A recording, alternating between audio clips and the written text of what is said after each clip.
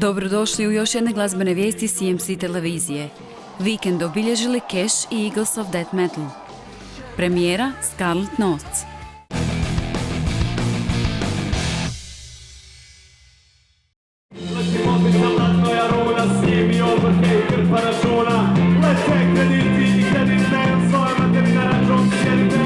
Imotski reper Ante Cash koncertom je predstavio novi album Zločko, a ne Zločinac u subotu u klubu Shock Show Industry Katran.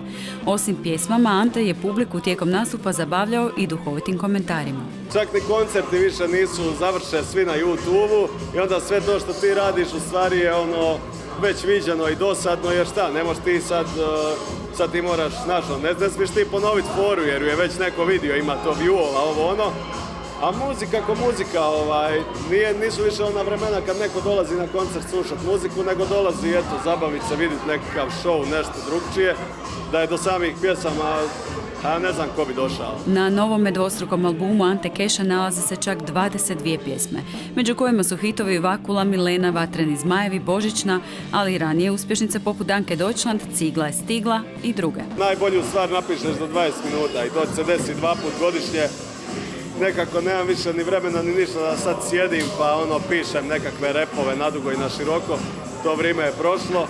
Nego kad upadne neka fora, neka zafrikancija dobra koja bi mogla postati pjesma, onda i postane. Jedan od najtraženijih domaćih urbanih izvođača u Zagrebu ne nastupa često. Ne želi razmaziti publiku jer je, kako kaže, Zagreb mjesto u kojem je svaki vikend neka odlična svirka. Onu najdražu ipak pamti. Bilo ih je stvarno ekstra koncerata.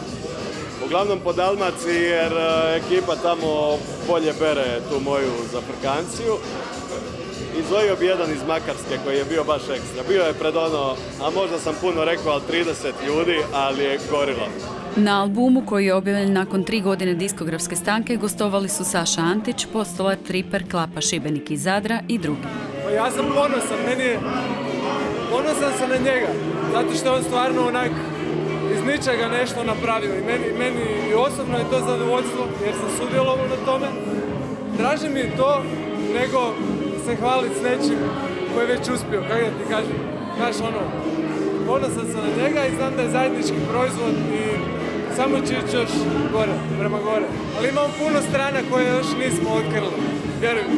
Ja imam u svom kompjuteru par njegovih strana. Album je kao i ovaj koncert izvrstan. Samo tako Ante, bravo Ante. Ante je prvo čovjek, prije svega čovjek. Takav je kao i prijatelj, kao kolega, uvijek čovjek. S njim sam ima priliku se družiti, pit, plakat, smija se, svirat, pivat. Uvijek je bio čovjek. Osim fanova, Anto su u Katran došli podržati i brojni kolege glazbenici. Totalno me iznenadilo koliko rokaju, totalno su dobri, i mjuza i sve. Uglavnom, svi smo već dogovarali od 2 tjedna unaprijed da idemo i znala se da će biti rokaona, tako zakon je. Sad danas je petero, a hvala Bogu nije, digo bi na sve, pa kad zna dići, a zabavljač, kaj da velim. Najbolji album ove godine, definitivno. Ne samo zato što mi je prijatelj, nego je stvarno najbolji album i odite podržite Antu Casha, kupite album.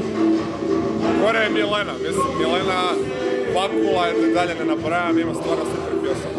Sad sam prvi put na njemu, on je bio s nama na Rock Offu od prošle godine i nisam imala prilike čut, ali sad sam se oduševila. To je neko hip-hop rock kategoriji. Ja uvijek cijenim kad hip-hop izvođač ima band iza sebe koji nastupa, to mi je onako puno veći, nego kad neko na matricu kao nastupa, to mi nije. Pa to je neka po meni kombinacija glazbe i zafrikancije i uvijek je ugodna i simpatična i zapušena. Da, mislim da on zgodno kombinira upravo tu neku svoju, mislim da je pronašao neku svoju, ono što on je, dakle taj neki šaljivđija, ono što on želi biti neki, da je super to spojio sa glazbom koju želi raditi, to je odlično, jer najteže je zapravo biti ono što jesi.